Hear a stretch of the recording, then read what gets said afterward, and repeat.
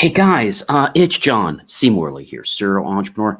It is great to be with you guys this evening. If you're with me live at 10:35 p.m. or 10:35 a.m., 3 a.m., 3 p.m., 6 a.m., 6 p.m. Doesn't really matter what time you're with me, but thank you so much for being here, ladies and gentlemen. Do check out my hat, believemeachieve.com, for more of my amazing, inspiring creations. So we know the topic this week. We're talking all about our brain, right?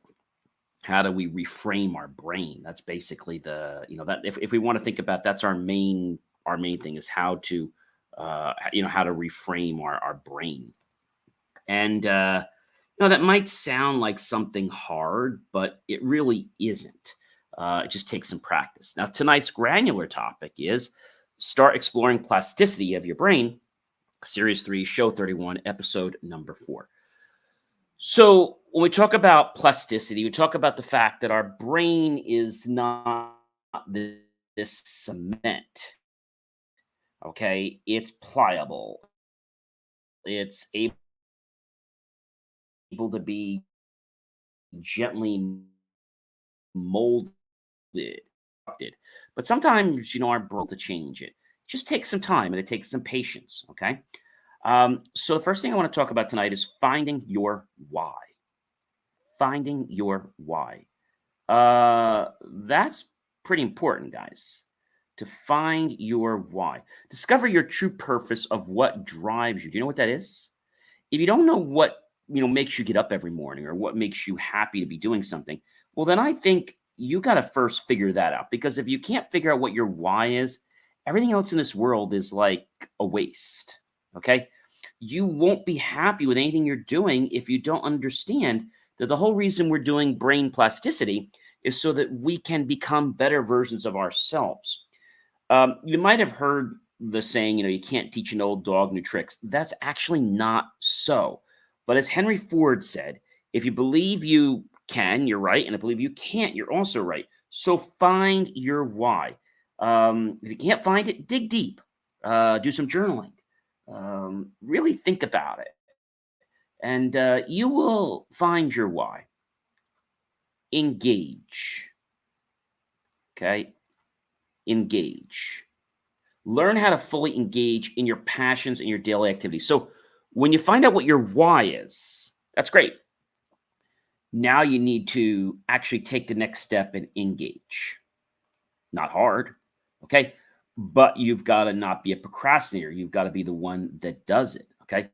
You've got to engage. If you don't engage, no one's going to engage for you, okay? The next thing, ladies and gentlemen, is very, very important is you've got to feel it. Now, I mean, you got to feel it from here, from the heart, okay?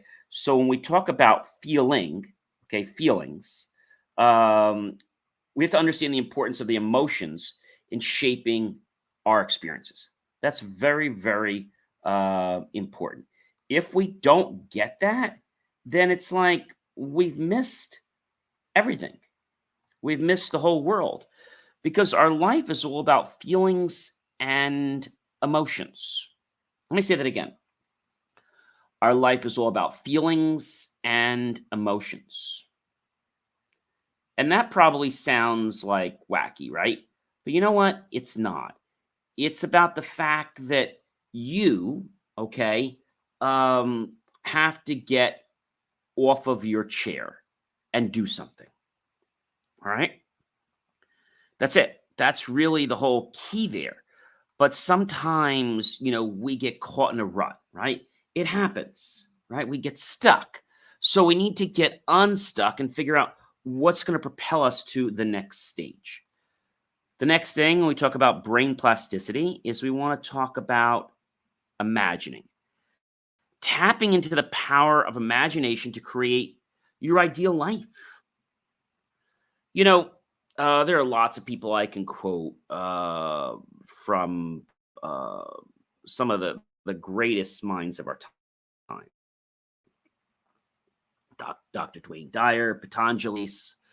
Another one that I love to quote, and you may or may not remember him.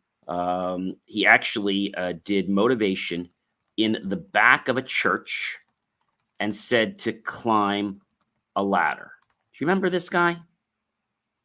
Actually, he said Don't climb a ladder. Don't climb a ladder. Who said that? Do you remember who said that? Who said don't climb a ladder? This is a very interesting thing, right? His name, ladies and gentlemen, is Neville Goddard. And Neville Goddard said, don't climb a ladder. Don't climb a ladder. And so many people didn't climb the ladder using it. All the techniques mentioned by him clicked sometimes after years and years of working with them. So what did Neville Goddard mean, okay, by don't climb a ladder? Let me see if I can maybe help you understand this. So the way it worked was you basically tell yourself all day, I will not climb a ladder. I will not climb a ladder before going to big guy. You're just going to always say, I'm not going to climb a ladder, and mean it. Instructing the people that are following this to post stickies everywhere saying, I will not climb a ladder. I will not climb a ladder. I will not climb a ladder. Demonstrating the thought in our waking life that I will not climb a ladder. Okay. So the thing that's very interesting about this is that before going to sleep, closed his eyes and he just imagined climbing a ladder. Kind of crazy, right? So this is how it worked. And Neville was demonstrating that even though the outer world looks like you will not be climbing a ladder, you inevitably will climb the ladder because of the imagination act that you do before going to sleep. No matter how many stickies and notes, reminders, and opinions you have, you will not have that manifestation. You will have it because you imagined it. So if you've been doing this for several nights, you can walk out of your house and maybe the windows or whatever, and not one, not two, but maybe 5 ladders might be propped up against the side of your house by the wall. And you know you will not climb a ladder. You're not going to climb a ladder. So if you experiment with Neville's teachings for a while, you can manifest things for yourself and others, but trying the ladder experiment is a little wacky. So some people say, John, I don't understand what this means. So you go to sleep with the visualization that you've got the job or that you've climbed the ladder. But during the day, okay, you just say, I will not get the job. I will not get the ladder. Neville was trying to show his pupils that even though the opposite phrase was implemented in their conscious mind, it did not matter because the subconscious was already impressed from the imagination acts. That's pretty cool. So he was proving that even though in the outer world, it might seem like you won't get the job or not right at the moment, or it's not happening right this second, or all these other opposite thoughts and feelings, it doesn't matter. Your imagination creates your reality. And so this is really wild, okay? Neville was demonstrating that your ego, your analytical mind, I will not climb a ladder. I will not manifest millions of dollars, okay? But you imagine having the millions of dollars as you're going to sleep in that kine state. So the thing about it is that you have to do it with strong intention. Strong intention. That is very, very, very, very important. And I can tell you that because it's so important, you will then become better at the technique. And if you're still like saying, John, I don't get this, I don't get this, I don't get it. So let me see if I can explain this. So a simple way to do the Neville, let's say Goddard, that's his name, Goddard technique of not climbing a ladder, because some people are still lost by this. So before falling asleep, think about your climbing a ladder, and as much as possible, experience it in your mind, every detail of how you would feel while climbing a ladder. Then the next day, make several written notes and put them around your house with one single sentence in it: I will not climb a ladder. You see, all the knots you're doing is kind of to, prove a point that the knots aren't really doing anything. Okay. And Neville broke this technique down into basically, he broke it down into, he broke it down into basically nine, I think it was like nine steps. Okay. So you lay in bed. The step one is you get comfortable and ready for bed like usual. Nettle said to take a position that you don't ordinarily sleep in for this exercise. For example, if you normally sleep on your back, well, lay on your side instead. Okay. Get into he called it SATS, is to slow down your mind and body and find SATS. Okay. The state akin to sleep. They call it SATS. Neville's term for a sleepy, drowsy, meditative state, equivalent to the theta brainwave state. According to Neville, the best time to access the SATS, or the state akin to sleep, and reprogram your subconscious mind is when you're drifting back and forth from wake to sleep, approximately 10 to 15 minutes before you fall asleep. Visualize the ladder, which is step 3. Sleep. Create your imaginary scene and visualize the ladder of your choice. Visualize the details of your ladder. For instance, is your ladder metal? Is it wood? How many steps does it have? It could be helpful to have the part planned before you do the first attempt, so you know. Imagine climbing the ladder, which is step 4. Imagine climbing the ladder. What it feels like when you put your hand on the first rung or the side or your foot, and meaning you're not watching yourself climb the ladder from a distance. Rather, you are in body climbing the ladder. Let me say that again. A lot of times in dreams, we are like a third party, right?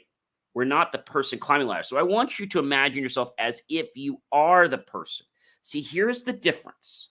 When you imagine yourself as, seeing somebody else climbing the ladder, like you climbing the ladder, well, it's not going to affect. I want you to imagine yourself in body climbing the ladder. Take your imaginary left hand and grab the ladder, feel the ladder, and feel how your imaginary hand feels. With your hands already holding the ladder, put one foot on the ladder and then the other foot left, and lift yourself up. Start climbing the ladder, climb up the ladder, and climb down the ladder. Step 5, loop the scene. Climb up and down the ladder. Again, up, down the ladder. Keep looping the scene until you fall asleep and your visualization takes the tones of the reality. You can write, I will not climb a ladder. After you wake up, I will not climb a ladder, on notes and place there. You can put it in your wallet, purse, bathroom, mirror, refrigerator, or on the screensaver of your phone. You can also put it on your walls, okay? And read, I will not climb a ladder. The 7th step is really important.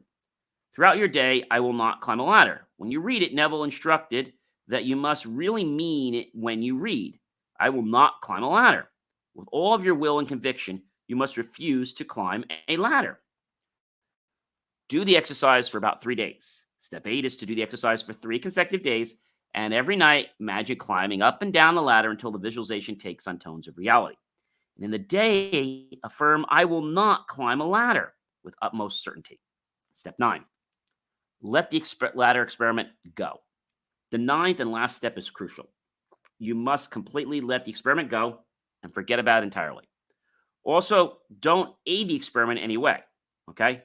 Meaning, don't go to a place where you know they have ladders, hang out and find yourself coincidentally climbing a ladder, laughing out loud. Just let it go and see what happens. So it's called the I will not technique.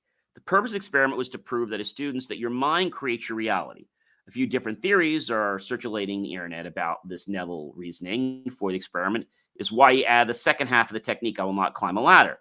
but no one really knows for sure. Your mind is what really does the work. The first part is that one most agreed upon is that the experiment shows that the subconscious mind has more power than the conscious mind. So it was trying to demonstrate that. So do you need to do the I'm not? Not really. But he was trying to make a point. Your subconscious mind plays a primary role while your conscious mind plays a secondary role. So your subconscious mind is actually what manifests your reality. What you train your subconscious mind ultimately always wins. And the second thought about it is the akin to sleep law of attraction, which states that like attracts like. What you focus on, you attract in your life. So if you focus on things you don't want, okay, in this case, not climbing a ladder, you will attract climbing a ladder. The third speculation is similar to the law of attraction, but based on neurolinguistic programming belief that subconscious mind cannot understand negatives. The subconscious mind will disregard knots and manifest climbing a ladder. Also, here's a link that I want to share with you about our mind. And the thing I want to talk to you about is something that the great-grandfather, what I want to link to in my mind here, is his grandfather, and this was Elmer O. Locker Jr., had attended Neville's live lectures at the Wilshire Ebell Theater in Los Angeles. And he described the ladder technique and the whole process in a real interesting way. But, you know, the thing is, it's how you describe. And I think the important part about not climbing the ladder is pretty cool. Okay. So pre-plan your visualization. If you have trouble visualizing a ladder, it can help to pre-plan your visualization so that your mind has a direction of when you begin. Below are some concepts I'll just share with you for a minute. You can write out descriptions of your ladder. You can draw a ladder by hand. You can Google a ladder or use a ladder of images. You can study a live ladder in person. You can break your visualization into bite-sized chunks. Maybe you feel overwhelmed by the different parts of visualization, so break it down. One day, work on visuals. On the other day, work on the touch and the feel. Next, work on the spatial imagery. Okay. So again, you're going to start with maybe you're going to start on the first day visuals, then the touch and feel, and then the imagery. Okay. So count steps during your visualization. If you're new to visualizing and your mental images are blurry, often it's because you're vague in giving your imagination direction.